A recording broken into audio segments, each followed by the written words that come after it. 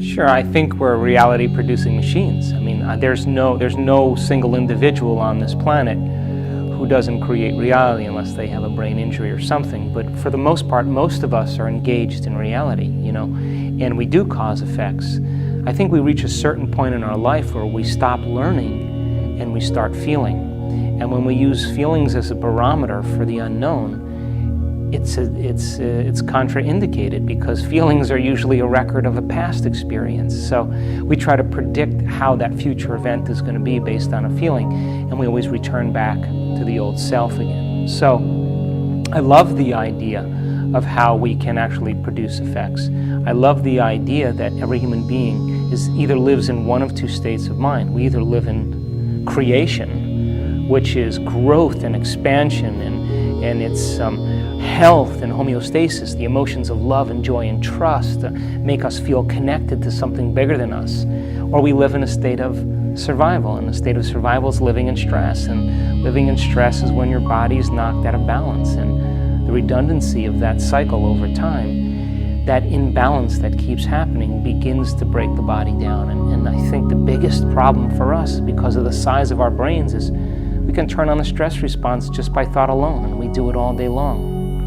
And that continuous, redundant being out of balance over time, that imbalance becomes the new balance. And now we're headed for contraction and disease and feeling separate from the field and being selfish instead of selfless.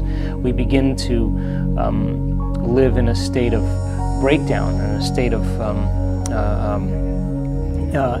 disease and a lack of health. And so then those emotions then of those survival chemicals endorse the ego, and then we become more self-indulgent and more self-important and more self-serving, because that's what those chemicals do. So we live in one of those two states of mind. Now, those chemicals tend to be highly addictive, so this is really good dinner conversation. We can talk about it, right?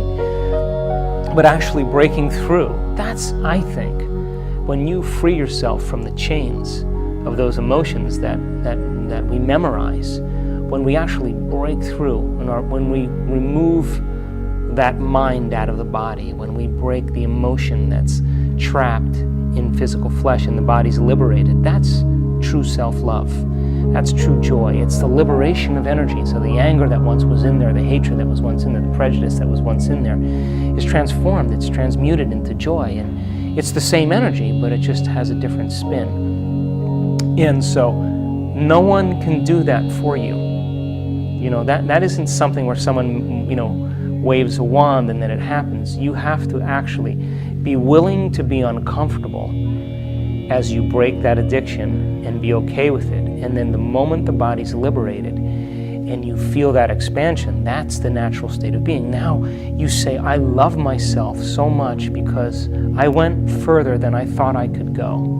I transcended some limitation about myself in the way I think, in the way I act, in the way I feel. That's the personality, that's the identity.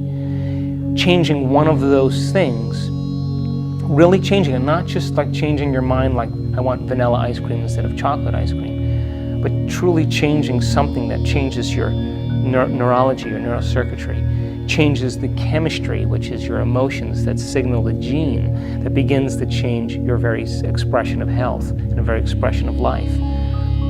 Talking about when you make that emphatic, declaration where you make that change and it's undeniable. There's a biological, neurological, and quantum effect as a result of it. Well, I think I flirt primarily with the idea of how subjective mind has an effect on the objective world. Newtonian physics is about cause and effect. It's about something outside of you fundamentally changing something inside of you. We are an expression or a reflection of the environment. So as long as the environment is influencing how we're thinking and feeling, we can only be as great as the environment. And if we're thinking and feeling equal to the environment, we could only create more of the same environment. The idea that we can change something inside of us, in our consciousness, in our thoughts, and in our feelings, and be able to memorize both neurologically in our brain and hardwire that information, install hardware, and condition the body emotionally to be a mind. So mind and body are working together.